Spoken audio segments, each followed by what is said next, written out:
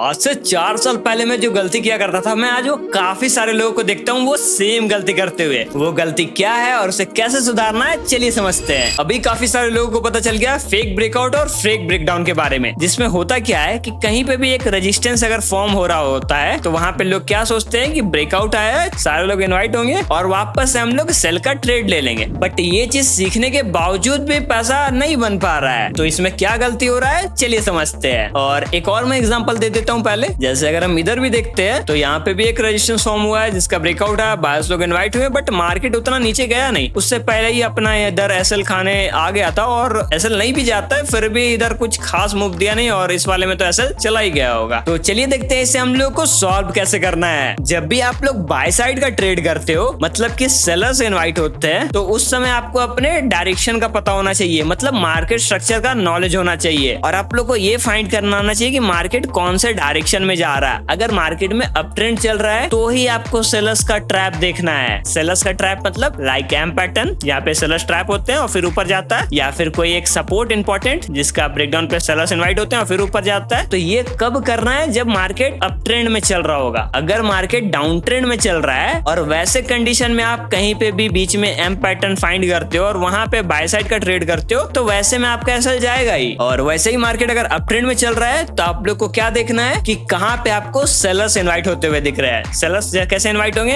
M pattern से या किसी इंपॉर्टेंट सपोर्ट से इनवाइट होंगे, फिर ऊपर जाएगा, या फिर कोई एक हेड एंड शोल्डर पैटर्न या फिर ट्रिपल टॉप, ये सारा चीज से सेलर ट्रैप होते हैं। और अगर आपको ये चीज समझ में आ गया तो मैं एक क्वेश्चन करता हूँ आपसे। जैसे ये अप ट्रेंड में मार्केट चल रहा है, ऊपर की साइड जा रहा है, तो इसमें आपको कहीं पे भी बियरिश पैटर्न या फिर कोई एक रेजिस्टेंस दिखता है जिसका ब्रेकआउट करता है, मार्केट बायर्स को इनवाइट करता है और फिर नीचे की तरफ जाता है, तो वहां पे हम लोग सेल करेंगे या नहीं करेंगे, ये आप लोग को कमेंट में बताना है। और दूसरा कोई भी डाउट है तो उसे भी कमेंट में पूछ सकते हो, नेक्स्ट वीडियो आपके डाउट पे आएगा।